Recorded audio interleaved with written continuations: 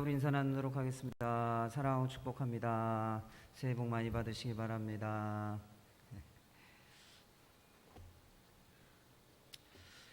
부활하신 예수님이 제자들을 만나셔서 예루살렘을 떠나지 말고 약속하신 성령을 기다리고 성령 세례를 받으라고 말씀하셨습니다. 그리고 이 성령이 임하게 되면 권능을 받아서 예루살렘과 온 유대와 사마리아와 땅끝까지 이르러 부활하신 예수님을 증거하는 증인이 될 것이다 라고 말씀하셨죠. 예수님께서 이 모든 말씀을 하신 이후에 제자들이 보는 앞에서 하늘로 올라가셨습니다. 승천하셨습니다. 그래서 제자들이 이 감람원에서 감람산에서 예루살렘으로 돌아와서 다락방에 모였죠. 다락방에 모인 사람들이 120명이었습니다. 이 120명의 사람들이 마음을 같이하여 힘써 기도하기 시작했습니다. 예수님이 말씀하신 그 성령을 받기 위해서 힘써 기도하기 시작했던 것이죠. 그래서 오순절이 되었을 때 약속하신 성령이 제자들에게 임하게 되었습니다. 성령 충만함을 받은 이 제자들이 성령이 말하게 하심에 따라 다른 언어로 복음을 전하기 시작했습니다. 당시에 오순절을 지키기 위해서 여러 지역에서 예루살렘으로 온 유대인들이 자기가 태어난 곳의 방언으로 제자들이 복음을 전하는 것을 듣고서 아주 놀라게 되었습니다. 아주 신기하게 생각했습니다. 어떤 사람들은 제자들이 술에 취한 것이다 라고 조롱하기도 했습니다. 그래서 이 베드로가 이 오순절에 일어난 그 일은 술에 취해서 제자들이 행하는 행동이 아니라 예언되어진 그 말씀에 따라 일어나는 일들이라고 하는 것을 설명하기 위해서 설교를 시작하게 됩니다. 이 베드로의 설교는 오순절에 성령이 임해서 권능을 받아 첫 번째로 한 설교였습니다. 이 설교를 들은 사람들 가운데 3,000명이 회개하고 세례를 받아 성도가 되었습니다. 오늘 이 베드로의 첫 설교의 특징을 좀 살펴보면서 오늘 우리에게 하시는 하나님의 말씀을 좀 살펴보고자 합니다. 베드로의 설교의 첫 번째 특징은 두려움을 이겨내고 설교했다라고 하는 것입니다. 지난주에도 잠깐 제가 말씀드렸지만 마태복음 26장 69절에서 75절까지의 말씀을 보면 예수님이 붙잡히셔서 대제사장의 집으로 끌려가실 때 베드로가 예수님의 뒤를 따랐습니다. 그래서 대제사장의 집에 뜰까지 들어가게 되었죠. 베드로가 대제사장의 집에 뜰에 앉아있을 때 한 여종이 베드로를 향하여 너도 갈릴리 사람 예수와 함께 있던 자가 아니냐라고 물었습니다. 그때 이 베드로가 그 여종이 두려워서 모든 사람들 앞에서 나는 내가 무슨 말을 하는지 도무지 알지 못하겠다라고 말하며 예수님을 부인했습니다. 이 베드로는 이 여종의 말을 듣고서 위기감이 들었습니다. 위기와 위험이 다가오고 있다라고 하는 것을 직감하게 되었던 것입니다. 그래서 도망가기 위해서 이 문 앞으로 나아갔습니다. 그런데 그곳에서 또 다른 여종이 베드로에게 또 이렇게 말을 합니다. 이 사람은 나사렛 예수와 함께 있던 사람이다 라고 말을 합니다. 그래서 이 베드로가 또 너무 놀라서 맹세하며 나는 그 사람을 알지 못한다라고 예수님을 부인했습니다. 조금 후에 곁에 서 있던 사람들이 베드로를 향해서 너의 말소리를 들어보니 그와 한패임이 틀림없다라고 말을 합니다.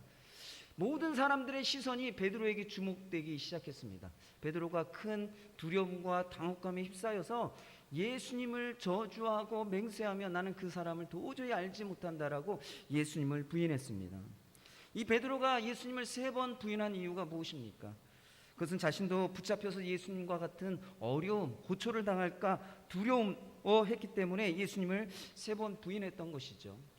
그런 베드로가 예수님 제자들과 함께 오순절에 마가의 다락방에 모여서 힘써 기도할 때 성령 충만함을 받게 되었습니다. 그 이후에 베드로와 제자들이 오순절을 지키기 위해서 여러 나라에서 예루살렘으로 모여든 유대인들에게 여러 지역의 언어로 하나님의 일, 즉 복음을 증거하며 전했습니다. 오늘 14절 말씀에 보면 이 베드로가 11명의 사도들과 함께 유대인들과 예루살렘에 살고 있었던 거주하고 있었던 모든 사람들에게 복음을 증거하고 설교하기 시작했다라고 말하고 있습니다. 사도행전 1장 8절 말씀에 보면 성령이 임하면 권능을 받게 될 것이다 라고 말씀하고 계십니다. 베드로와 제자들이 성령이 임하여 권능을 받았을 때 그들이 담대하게 자신을 드러내며 복음을 전하고 설교를 했다라고 하는 것입니다.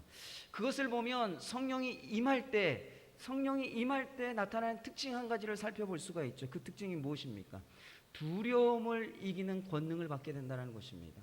다시 한번 여러분들에게 말씀을 드리면, 우리가 성령이 임하여 성령으로 충만할 때 우리에게 나타나는 한 가지 특징이 있는데, 그것은 두려움을 이기는 권능을 받게 된다라고 하는 것입니다. 우리가 요즘 살아가고 있는 우리 시대는 참 기독교인으로서 살아가기 쉽지 않은 그런 시대 가운데 살아가고 있습니다. 기독교를 개독교라고 이렇게 비난하는 그런 사회적인 분위기 속에서 살아가고 있죠. 그래서 직장인들 중에는 007 그리스도인들이 점점 많아지고 있다고 합니다. 여러분, 007 그리스도인이 무엇인지 혹시 들어보신 적이 있으십니까? 이 007 그리스도인이라고 하는 이 말은 직장에서 자신이 그리스도인인 것을 드러내지 않는 그리스도인을 말하는 것입니다. 한 기업에서 열심히 전도하던 이 그리스도인이 작심을 하고 전무님을 전도해야겠다라고 생각을 하고 다가가서 대화할 기회를 가지게 되었습니다. 그런데 그분이, 이 전무님이 하시는 얘기가 뭐라고 말씀하시는가 하면, 자신이 어느 교회 장로라고 말씀하시면서 미안해했다라고 하는 그런 이야기가 있습니다. 여러분, 다른 사람들에게 이렇게 자신이 그리스도인인 것을 드러내지 않고 숨기며 살아가고 있는 그 이유가 무엇일까요? 우리가 두 가지 이유를 생각해 볼 수가 있습니다. 첫 번째 이유는 하나님 말씀대로 살지 못하는 것에 대해서 주변 사람들에게 비난받는 것이 두렵기 때문에 그렇다는 것입니다. 우리가 그리스도인이고 또 교회에서 집사이고 권사이고 장로라고 하는 것을 주변 사람들이 알게 되면요, 우리가 그에 합당하게 살지 못하면 꼭 듣는 얘기가 있습니다. 야, 교회 다닌다면서 왜 그래? 교회 다닌다고 하면서 왜 그래? 라고 하는 이런 말을 듣게 되죠.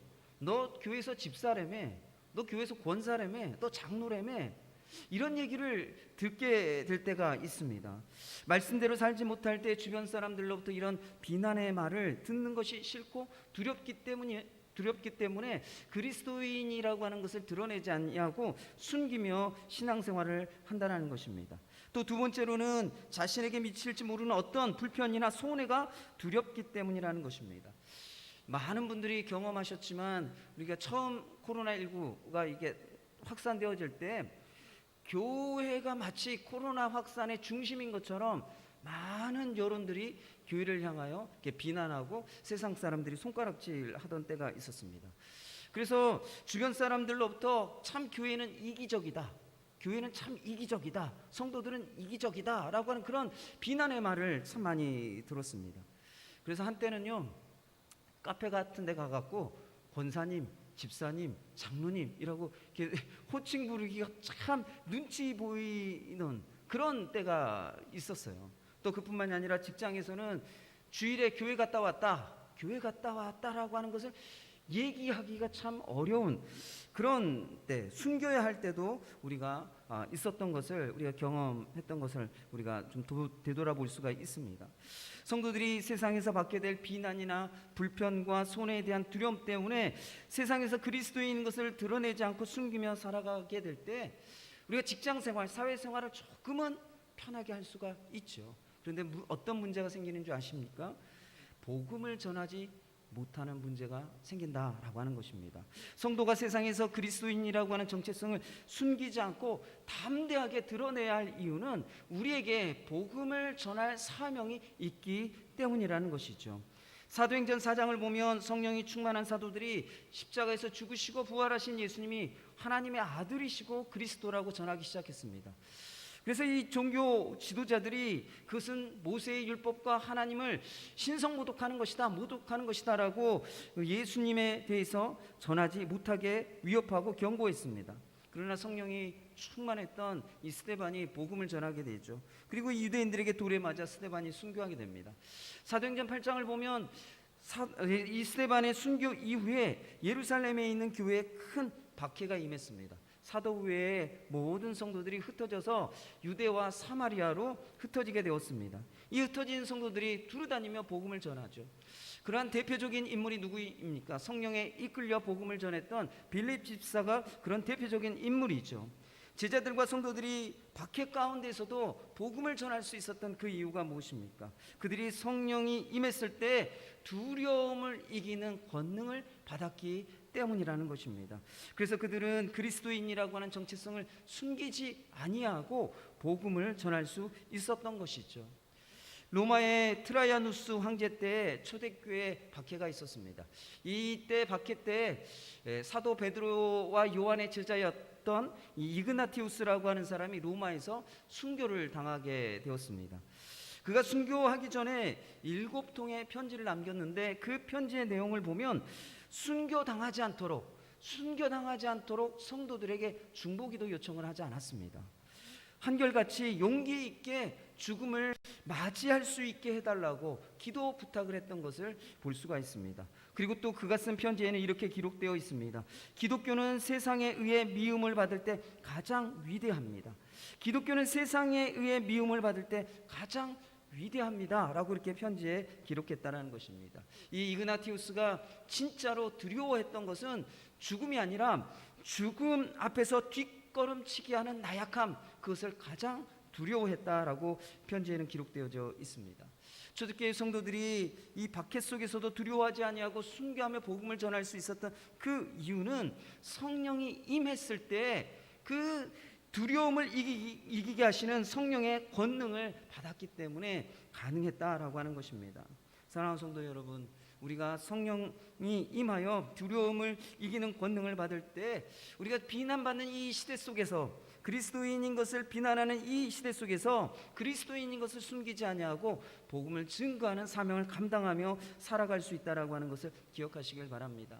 사랑하는 성도 여러분, 우리가 초대교회 성도들처럼 순교의 신앙, 그 순교의 숭고한 그 신앙을 우리가 가지고 있지는 못하지만 이 기독교를 비난하는 이 시대 속에서 그리스도인이기 때문에 받게 되는 비난과 또 불편함과 손해를 두려워하지 아니하고 당당하게 그리스도인 것을 드러내시고 복음을 전할 수 있는 우리 믿음의 성도님들 되시길 바랍니다. 그러기 위해서는 성령을 받아서 두려움을 이기게 하시는 그 권능 가운데 살아가지 아니하면 우리가 계속 두려움 가운데 우리를 숨기고 복음을 증거하는 그 사명을 감당하지 못하게 된다라고 하는 것을 기억하시길 바랍니다. 성령을 구할 때 그 성령이 주시는 두려움의 권능 가운데, 두려움을 이기는 그 권능 가운데 살아갈 수 있는 믿음의 성도님들이 되시기를 축원합니다. 베드로의 설교의 두 번째 특징은 구약의 예언된 말씀에 대해서 깨닫게 된 것을 설교했다라고 하는 것입니다. 베드로의 설교를 보면 구약에 예언된 세 가지의 말씀을 인용하고 있습니다. 먼저 16절에서 21절까지의 말씀을 보면 베드로가 첫 번째로 인용한 구약의 예언의 말씀은 요엘 2장 28절에서 32절까지의 말씀입니다. 베드로가 이 말씀을 인용하면서 요엘 선지자가 예언한 대로 오순절에 성령이 임했다라고 하는 것을 설교하고 있죠. 베드로는 이 요엘 선지자의 예언과 관련해서 오순절에 성령이 임한 이 사건에 대해서 세 가지를 언급하고 있습니다. 첫 번째로는 모든 백성에게 성령을 부어주실 것이라고 하는 그 예언대로 오순절에 다락방에 모여 있었던 120명의 사람들에게 기도할 때 하나님께서 성령을 부어 주셨습니다. 그래서 요엘 선지자의 예언이 성취되어진 것이죠. 또 두 번째는 성령이 임하면 기사와 징조가 나타날 것이라고 예언하고 있습니다.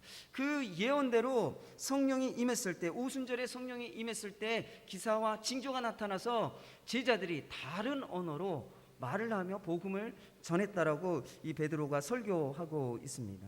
또 세 번째로는 성령이 임하면 주의 날이 임하게 될 것이라고 예언하고 있습니다. 이 주의 날은 죄에 대한 하나님의 심판의 날이기도 하지만 주의 이름을 부르는 자들에게는 구원의 날이라고 예언하고 있습니다. 그래서 베드로는 이 예언대로 오순절에 성령이 임해서 이 구원의 날이 시작되었다라고 하는 것을 설교하고 있습니다. 그래서 이 베드로는 오순절에 성령이 임한 이 사건은 요엘 선지자가 예언한 대로 그대로 성취되어진 사건이라고 하는 것을 설교를 통해서 유대인들에게 설명하고 있는 것입니다. 또 25절과 28절까지의 말씀을 보면 베드로가 두 번째로 인용한 예언의 말씀은 시편 16편 8절에서 11절까지의 말씀입니다. 베드로가 인용한 이 말씀을 통해서 다윗의 예언대로 예수님이 죽으시고 부활하셨다라고 하는 것을 설명하고 있습니다. 30절과 31절 말씀에 보면 이 베드로는 다윗이 선지자로서 그리스도가 부활하실 것을 미리 보았다라고 말씀하고 있죠. 그래서 베드로는 다윗의 예언대로 하나님이 예수님을 살리셨고 제자들은 이 일에 대해서 증거하는 증인이라고 말하고 있습니다. 또 세 번째로 베드로가 인용하고 있는 예언의 말씀은 33절에서 35절까지의 말씀을 보면 시편 110편 1절 말씀입니다. 베드로는 이 말씀을 인용해서 다윗이 예언한 대로 예수님이 승천하셔서 하나님 보좌 우편에 앉아 계신다라고 하는 것을 설명하고 있습니다. 이 베드로가 구약에서 예언되어진 이 말씀을 인용해서 그 예언대로 예수님이 죽으시고 부활하시고 승천하셔서 약속하신 성령을 보내주셨다라고 설교하고 있습니다. 사랑하는 성도 여러분, 베드로가 설교하며 인용하고 있는 이 구약에 대한 말씀, 이 말씀은 베드로가 알고는 있었지만 그 말씀의 의미를 정확하게 알지 못했습니다. 성령이 임하기 전에, 오순절에 성령이 임하기 전까지는 베드로가 이 말씀에 대해서 알고 있었지만 그 말씀의 의미를 정확하게 깨닫지 못했고 그 말씀을 믿지 못했다라고 하는 것입니다. 사도행전 4장 13절 말씀에 보면 베드로와 요한이 붙잡혀서 공에서 신문을 받을 때 이 베드로가 성령이 충만해서 종교 지도자들 앞에서 담대하게 말을 하기 시작했습니다. 그때 이 종교 지도자들이 베드로와 요한이 본래 학문이 없는 평범한 사람인 줄 알았는데 너무나도 유창하게 담대하게 말하는 것을 보고 이상하게 여겼다라고 말하고 있죠. 이 당시에 갈릴리라고 하는 이 지역은 교육 수준이 낮은 곳이었습니다. 그런 갈릴리 출신이었던 베드로, 이 베드로는 유대교의 서기관이나 바리새인들처럼 율법 교육을 잘 받은 사람들이 아닙니다. 전문적인 성경 지식을 가진 사람이 아니었습니다. 구약에 대해서 잘 알지 못하는 그냥 평범한 사람에 불과했다라는 것입니다. 그리고 마태복음 16장 21절에서 28절까지의 말씀을 보면 예수님이 첫 번째로 고난받으시고 죽으시고 부활하실 것을 말씀하셨을 때 베드로는 그 말씀의 의미를 깨닫지 못했습니다. 그래서 예수님에게 그러한 일들이 일어나서는 안 된다라고 예수님을 붙들고 항변했던 것을 볼 수가 있죠. 그래서 예수님께서 베드로에게 뭐라고 말씀하십니까? 지금 네가 하는 말은 사람의 일을 생각하는 것이지 하나님의 일을 생각하는 것이 아니라고 책망하셨습니다. 그 이후에도 예수님께서 두 번 더 고난받으시고 죽으시고 부활하실 것에 대해서 말씀하셨지만 베드로는 그 의미를 깨닫지 못했고 믿지 못했습니다. 그러나 오순절에 성령이 임하였을 때 베드로는 요엘 선지자가 예언한 대로 성령이 임했고 다윗의 예언대로 예수님이 죽으시고 부활하시고 승천하셨다라고 하는 것을 깨닫게 되었습니다. 오늘 본문 말씀 17절과 18절 말씀에 보면 요엘 선지자가 성령이 임할 때 자녀들이 예언하고 젊은이들이 환상을 보고 늙은이들이 꿈을 꾸고 남종과 여종들이 예언할 것이다 라고 말하고 있습니다. 이 구약 시대에는 예언과 환상과 꿈을 통해서 하나님께서 말씀하셨고 선지자들은 예언과 환상과 꿈을 통해서 하나님의 말씀을 들었습니다. 그래서 성령이 임할 때 예언하고 환상을 보고 꿈을 꾼다라고 하는 것은 성령의 도우심으로 하나님의 말씀을 듣게 될 것이고 하나님의 말씀을 깨닫게 될 것이고 하나님의 말씀을 믿게 될 것이라고 하는 것을 말하고 있는 것이죠. 요한복음 14장 26절 말씀에 보면 보혜사 성령이 모든 것을 우리에게 가르치실 것이고 예수님이 하신 말씀을 기억나게 하실 것이다, 생각나게 하실 것이다 라고 말씀하고 있습니다. 또 요한복음 16장 13절 말씀에 보면 진리의 성령이 오시면 모든 진리 가운데로 우리를 인도하시겠다라고 말씀하고 있죠. 또 에베소서 6장 17절 말씀에 보면 성령의 검과 곧 하나님의 말씀을 가지라고 말씀하고 있습니다. 에베소서 6장은 여러분들이 잘 알고 있는 것처럼 이 영적인 싸움에 대해서 말하고 있습니다. 영적인 싸움을 하기 위해서 전신갑주를 취하여 입어야 한다라고 말씀하고 있죠. 이때에 공격하는 무기로 성령의 검 곧 하나님의 말씀을 가지라고 말하고 있습니다. 사랑하는 성도 여러분, 이 성령의 검 하나님의 말씀으로 무장한다라고 하는 것이 도대체 어떤 의미입니까? 우리가 영적인 싸움을 하기 위해서는 우리가 방어하는 무기도 필요하겠지만 공격하는 무기도 필요하죠. 하나님께서 우리에게 유일하게 주신 이 공격 무기가 성령의 검, 하나님의 말씀이라고 말하고 있습니다. 이 성령의 검, 하나님의 말씀으로 어떻게 우리가 무장되어질 수 있습니까? 그 이 의미가 무엇일까요? 우리가 영적인 싸움을 할 때 성령께서 하나님의 말씀을 깨닫게 하고 믿게 하고 순종하게 한다라고 하는 것을 의미하고 있는 것입니다. 다시 한번 여러분들에게 말씀을 드리면, 이 성령의 검, 하나님의 말씀으로 무장한다라고 하는 것은 우리가 영적인 싸움을 할 때 성령께서 우리에게 말씀을 깨닫게 해주시고 믿게 해주시고 그 말씀에 순종하게 해주신다라고 하는 의미라는 것입니다. 야고보서 4장 7절 말씀을 보면요, 우리가 영적인 싸움을 할 때 어떻게 해야 되는지 이 싸움 방법을 얘기하고 있는데, 이렇게 얘기하고 있습니다. 하나님께 순종하고 마귀를 대적하면 마귀가 너희를 피할 것이다 라고 말하고 있습니다. 다시 한번 말씀드리면, 야고보서 4장 7절 말씀에 보면 하나님께 복종하고 마귀를 대적하면, 그리하면 마귀가 너희를 피할 것이다 라고 말씀하고 있어요. 여러분, 영적인 싸움에서 승리하는 방법은요, 마귀를 대적하는 것만으로는 안 된다라는 거예요. 마귀를 대적하기 이전에 무엇하라고요? 하나님께 순종, 하나님께 복종할 때 마귀와 싸워 이기는, 싸우는 이 영적 싸움에서 승리할 수 있다라고 말하고 있는 것이죠. 여러분, 하나님께 순종한다라고 하는 것은 어떻게 하는 것입니까? 간단하죠. 하나님 말씀에 순종하는 것을 말하는 것이, 하나님 말씀에 순종하는 것이 곧 하나님께 순종하는 것입니다. 그런데 우리가 어떻게 하나님께 순종하고 하나님 말씀에 순종할 수 있습니까? 성령께서 도와주신다는 거예요. 우리의 의지와 노력과 결단과 결심으로 되어지지 않는 그 일들을 성령께서 도와주셔서 하나님 말씀에 순종하게 하신다는 겁니다.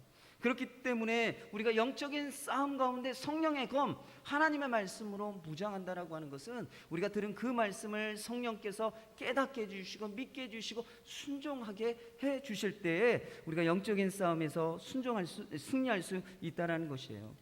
사랑하는 성도 여러분, 이 오순절에 베드로에게 성령이 임하여 권능을 받게 되었을 때 베드로는 구약에 예언된 말씀이 예수님을 통해서 성취되었다라고 하는 것을 깨닫고 믿게 되었습니다.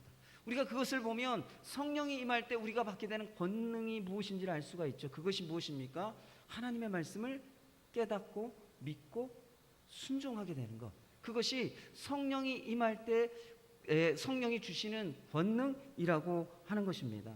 사랑하는 성도 여러분, 여러분들은 어떻게 예수님의 말씀, 하나님의 말씀을 듣고 깨닫고 믿고 순종하고 계십니까? 여러분, 설교자가 아주 탁월하게 설교를 잘하고 언변이 뛰어나서 설교를 잘하면 여러분들이 예수님의 말씀, 하나님의 말씀을 듣고 깨닫고 믿고 순종할 수 있게 그렇게 될까요? 이 설교자의 능력에 달린 것입니까? 여러분들이 하나님의 말씀을 이해하고 깨닫고 믿고 그 말씀에 순종하는 것이 설교자의 능력에 달려 있느냐라고 묻는 것이에요. 아니면 여러분, 이 설교를 듣는 사람이 좀 IQ가 높고 학력도 좀 높고 배운 게 많고 경험도 많고 지식이 많아야 하나님의 말씀을 깨닫고 하나님의 말씀을 믿고 하나님의 말씀에 순종하게 되는 것일까요? 듣는 자의 능력에 있는 것일까요? 여러분들은 어떻게 생각하십니까? 여러분들은 어떻게 하나님의 말씀을 듣고 깨닫고 믿고 순종하게 되었습니까? 오직 성령의 능력인 것입니다. 성령의 능력으로만 가능한 것이, 제가 아무리 여러분들에게 뛰어나게 설교를 한다고 할지라도 성령께서 역사하시지 않으면 깨달을 수가 없는 것이죠. 여러분들이 아무리 많은 세상 지식과 학식을 가지고 있다고 할지라도 성령께서 여러분들에게 깨닫게 해주시고 믿게 해주시고 순종할 수 있도록 도와주시지 아니하면 그것이 불가능하다는 거예요. 오직 성령에 임하여 성령의 권능 가운데 그런 역사가 나타나게 된다는 것입니다.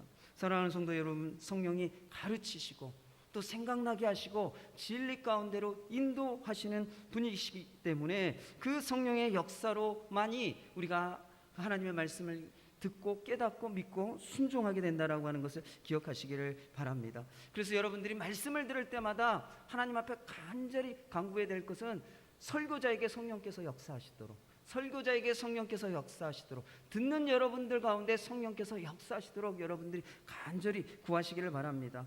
또한 여러분들이 성경을 가정에서 읽고 또 듣고 보고 또 묵상할 때마다 성령의 역사, 성령이 깨닫게 해주시고 믿게 해주시고 순종하게 하신 그 역사를 구하며 말씀을 가까이 할 수 있는 믿음의 성도님들 되시기를 바랍니다.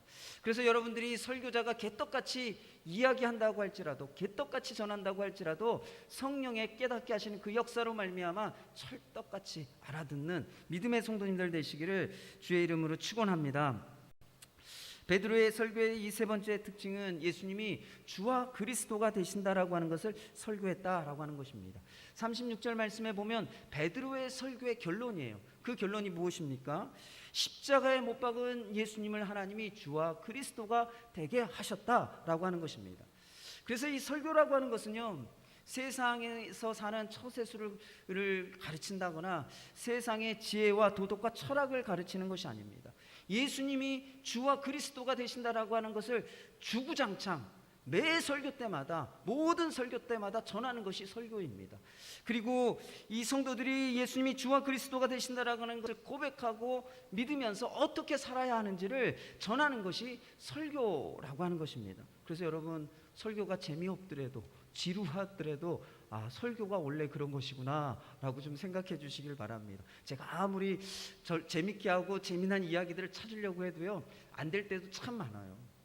그래서 여러분, 이 설교라고 하는 것은 설교 안에 주와 그리스도, 예수님이 주와 그리스도가 되신다라고 하는 그 메시지가 담겨 있을 때 그게 참된 설교이고, 또 주와 그리스도가 되신다라고 하는 그 믿음을 가지고 신앙 고백을 하며 어떻게 살아가야 하는지를 여러분들이 설교 가운데서 들으실 수 있는 우리 믿음의 성도님들 되시기를 바랍니다. 그렇다면 예수님이 주와 그리스도가 되신다라고 하는 것이 무엇을 의미하는 것입니까? 이 주라고 하는 말은 헬라어로 큐리오스라고 하는 말이죠. 이 큐리오스라고 하는 이 단어는요, 주전 1세기에는 이 로마 황제나 이방 신들에게 붙이던 호칭이었습니다. 그러나 초대교회 성도들은 이 큐리오스, 주라고 하는 이 단어를 부활하신 예수님께만 붙이고 로마 황제나 이방 신들에게 이 큐리오스, 주라고 하는 단어를 사용하지 않았습니다. 사도행전 2장 35절 오늘 본문 말씀에 보면 부활하시고 승천하신 예수님이 주가 되셔서 하나님 보좌 우편에 앉아 하나님과 같이 만물을 통치하고 다스리시는 분이 되신다라고 하는 것을 다윗이 예언하고 있습니다.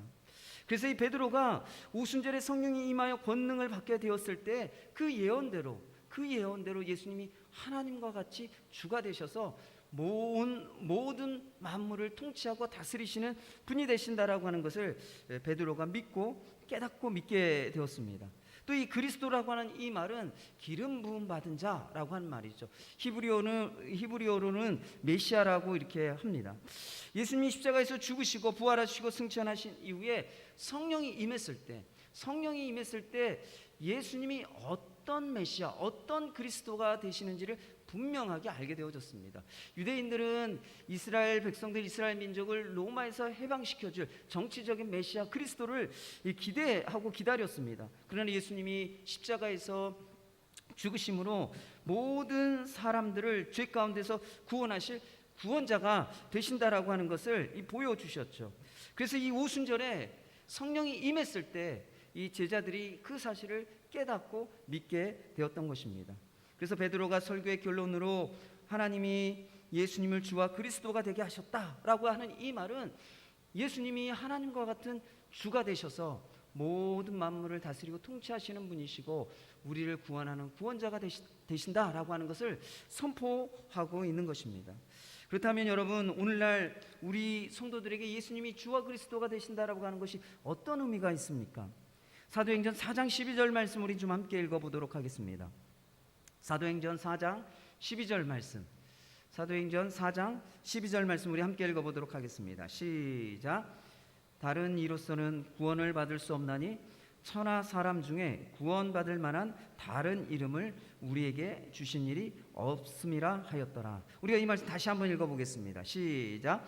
다른 이로서는 구원을 받을 수 없나니 천하 사람 중에 구원받을 만한 다른 이름을 우리에게 주신 일이 없음이라 하였더라.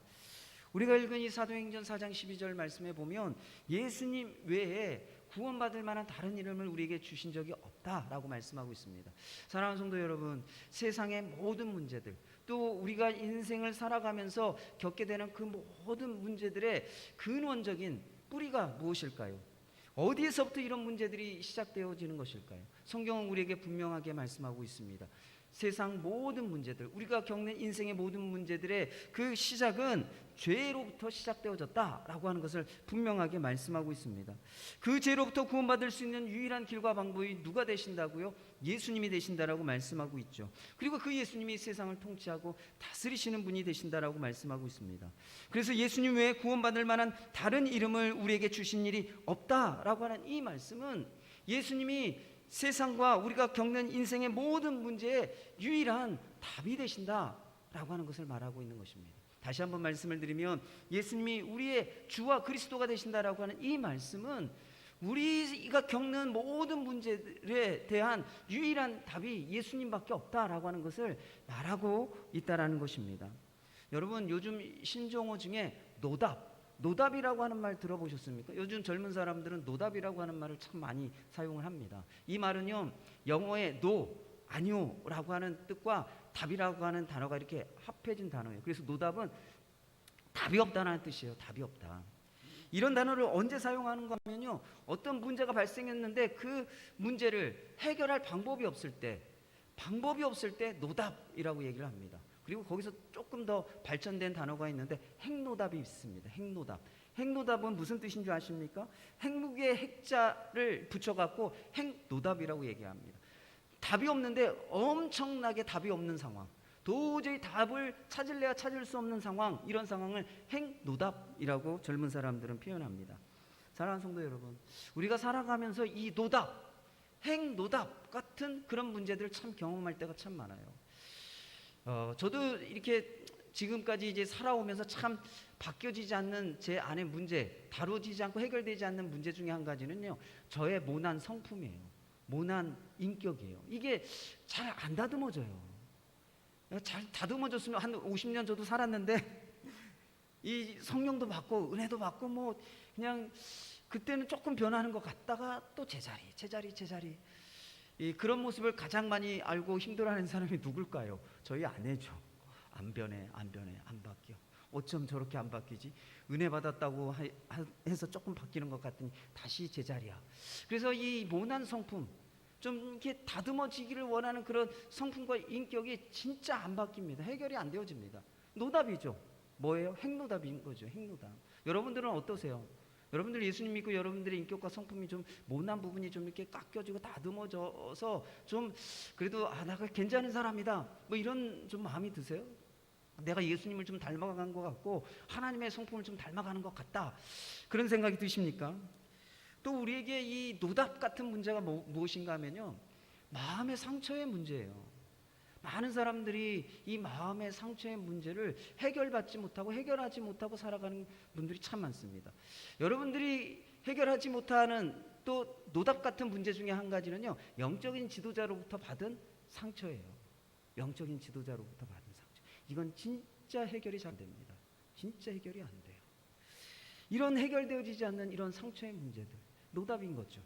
또 그뿐만이 아니라 우리가 사람들과 관계에 있어서 풀려지지 않는 문제들이 있어요. 진짜 저 사람하고 좀 풀어보고 싶은데 풀려고 좀 애쓰고 수고하면 오히려 오해가 돼갖고 더 관계가 어려워지고 엉키고 꼬이는 노답, 사람들과 풀려지지 않는 관계의 문제들, 이런 문제들이 얼마나 많은지 몰라요. 또 그뿐 아니라 이 재정의 돈에 대한 문제도 참 우리에게는 노답이죠. 정말 이렇게 살아가면 살아갈수록 돈이 필요하구나, 돈의 그 힘과 무게를 더 많이 느끼고 또 그것 때문에 더 이렇게 고민하게 되는 이 문제가 바로 이 재정, 돈의 문제이죠. 노답이에요. 언제쯤이면 우리가 돈 걱정 안 하고 좀 살 수 있을까요? 노답이에요. 핵노답이에요. 또 그뿐만이 아니라 우리의 불확실한 미래. 여러분, 노후 준비되어 계십니까? 노후가 준비되어 계십니까? 다들 노후 어떻게 살 것인가? 이제 뭐 은퇴하고 일을 내려놓고 이게 이제 100년, 120년 산다라고 얘기하는데 이 길고 긴 시간 돈이 없으면 이 노후 문제, 이 불확실한 이 미래에 대한 문제, 이게 노답인 거죠. 또 여러분, 요즘에 저도 이게 조금 제 나이가 먹어가면서 저도 염려가 되고 걱정이 되는 문제 중에 한 가지가 이 건강에 대한 문제예요. 건강. 제 주변에서도 40대, 50대인데도 참 이렇게 큰 중병을 앓고 계시는 분들이 종종 있는 것을 보게 돼요. 또 제가 아는 분은 30대 초반에 위암으로 이렇게 소천한 그런 분도 제가 아는 분 가운데는 있어요. 이 건강의 문제, 이 건강의 문제는 우리가 어떻게 해결해 볼 수 없는 노답 중에 한 가지예요. 또 그리고요, 또 한 가지 우리에게 노답 중에 한 가지는 자녀들의 문제예요. 우리가 흔히 종종 그런 얘기를 해요. 엄마 뱃속에 있을 때가 편하고, 누워 있을 때가 편하고, 기어 다닐 때가 편하고, 뭐 그런 얘기 하지 않습니까? 그 얘기는 무슨 얘기입니까? 어리면 어린 대로 자녀들에 대한 염려와 근심과 걱정이 있고, 또 자녀들이 장성하면 장성한 대로 또 염려와 근심과 걱정이 있어요. 자녀들에 대한 그 자녀들에 대한 염려와 근심 걱정 언제 내려놓고 한번 내려놓고 좀 자녀들 걱정 없이 우리가 좀 이렇게 살아볼까요? 이 자녀들에 대한 문제도 보면요, 노답이에요. 핵노답. 사랑하는 성도 여러분, 그렇게 보면 우리가 살아가는 인생 속에 끊임없는 수많은 노답의 문제들, 핵노답의 문제들을 우리가 가지고 살아가죠. 그냥 답을 찾기 때문에 살아가는 것이 아니라 그냥 답을 찾지 못했지만 살아가야 하니까, 그 문제를 가지고 살아가야 하니까 살아가는 경우가 참 많은 것이죠. 이 노답, 핵노답의 문제를 가지고 살아가는 우리에게 예수님이 주와 그리스도가 되신다라고 말씀하고 있어요. 그 얘기는 무슨 얘기입니까? 너의 인생의 문제의 답은 나야. 다른 데에서 답을 찾지 말고 내가 답이야. 다른 데에서 답을 찾지 말고 내가 그 답을 줄 수 있는 유일한 그리스도 주야 라고 우리에게 말씀해주고 계시는 것입니다. 구원받을 만한 다른 이름을, 우리의 삶의 문제를 해결할 수 있는 다른 이름을 우리에게 주신 적이 없다라고 말씀하고 있어요. 사랑하는 성도 여러분, 성령이 임하여 권능을 받을 때 예수님이 답이시구나, 예수님에게서만 답을 얻을 수 있구나 라고 하는 믿음을 가질 수 있다는 것이에요. 여러분, 이런 믿음을 무슨 수로 갖습니까? 제가 여러분들에게 얘기한다고 해서 이런 믿음을 가질 수 있게 될 거라고 생각하십니까? 아니에요. 들어서 알지라도 성령께서 역사하시면 정말 내 인생의 답은 예수님밖에 없구나, 예수님에게서 답을 찾아야 하는구나 라고 하는 믿음이 성령이 역사하셔서 권능을 주실 때 그런 믿음을 가지게 된다라고 하는 것입니다. 사랑하는 성도 여러분, 성령을 구하십시오. 성령으로 충만해지시길 바랍니다. 그래서 여러분의 인생의 답이 예수님이라고 하는 확신, 분명한 확신을 가지고 살아갈 수 있는 우리 믿음의 성도님들 되시기를 축원합니다. 말씀을 정리하도록 하겠습니다. 오늘 오순절에 성령이 임하여 권능을 받아 베드로가 첫 번째 설교를 했습니다. 이 첫 번째 설교의 특징을 보면 첫 번째로는 베드로가 두려움을 이겨내고 설교했다라는 것이에요. 그 이야기는 성령이 임할 때 두려움을 이기는 권능을 우리가 받게 된다는 것을 말하고 있는 것이죠. 또 두 번째 베드로의 설교의 특징은 구약의 예언된 말씀을 깨닫고 그 말씀을 설교했다는 것입니다. 그것은 성령이 임하면 하나님의 말씀을 듣고 깨닫고 믿고 순종할 수 있는 권능을 우리에게 주신다는 거예요. 또 세 번째로 이 베드로의 설교의 특징은 예수님이 주와 그리스도가 되신다라고 하는 것을 설교했다라는 것입니다. 주와 그리스도가 되신다라고 하는 것, 오늘날 우리의 언어로 새롭게 표현해 보면 그것은 우리 인생의 모든 문제의 유일한 답이 예수님이시구나 라고 하는 것을 우리에게 말해주고 있다는 것입니다. 그런데 그것을 믿는 믿음은 성령이 임할 때 성령의 권능으로만 그러한 믿음을 가질 수 있다는 것이에요. 이제 우리 함께 기도하도록 하겠습니다. 오늘도 성령을 구하시길 바랍니다. 성령 충만함의 역사를 구하시길 바랍니다. 성령이 주시는 그 권능으로 주님 살아가게 해주십시오. 내가 두려움을 이기는 권능을 가지고 세상 가운데 그리스도인으로 성도로 살아가게 해주십시오.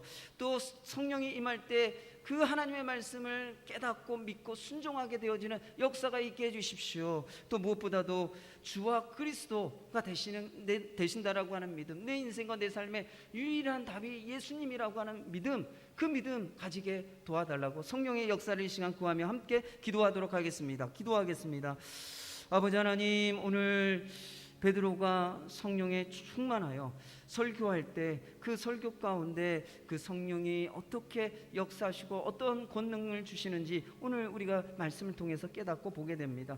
베드로가 두려움을 이기고 설교했던 것처럼 성령의 그 충만함 가운데 성령의 권능으로 우리가 두려움을 이기고 살아갈 수 있게 도와주옵소서. 우리가 그리스도인으로서 이 땅에 살아갈 때 수많은 두려움 가운데 살아갑니다. 비난과 불편과 또한 아버지 하나님 손해에 대한 두려움 때문에 우리가 그리스도인 것을 드러내지 못하고 복음을 증거하지 못하는 삶을 살아가고 있는 우리의 연약한 모습들을 불쌍히 여기시고 우리에게 성령의 그 권능으로 임하여 주옵소서. 성령의 권능을 더하여 주옵소서. 또한 아버지 하나님 우리에게 말씀을 깨닫게 하시고 그 말씀을 믿게 하시고 그 말씀에 순종하게 하셔서 이 땅에서 영적인 승리 가운데 살아가게 하시는 그 은혜와 능력이 우리 삶 가운데 임하게 도와주옵소서. 성령의 능력이 아니고서는 성령의 권능이 아니고서는 그러한 일들이 일어나지 못하는 것을 우리가 오늘도 보게 됩니다. 그래서 성령의 충만함을 구합니다. 또한 성령의 충만함으로 예수님이 주와 그리스도가 되신다라고 하는 믿음을 가지고 살아가게 도와주옵소서. 우리 인생의 유일한 구원의 답이 되시는 예수님을 우리가 의지하고 믿고 바라보고 예수님 안에서 답을 찾으며 살아갈 수 있는 우리 믿음의 성도들 될 수 있도록 주님 역사해 주시고 함께하여 주옵소서. 그래서 이 시간 다시 한번 성령으로 충만케 되어지도록 성령으로 하나님 다시 재충전되어지도록 성령의 새로운 역사들을 이 시간 구합니다. 성령이여 임하여 주옵소서.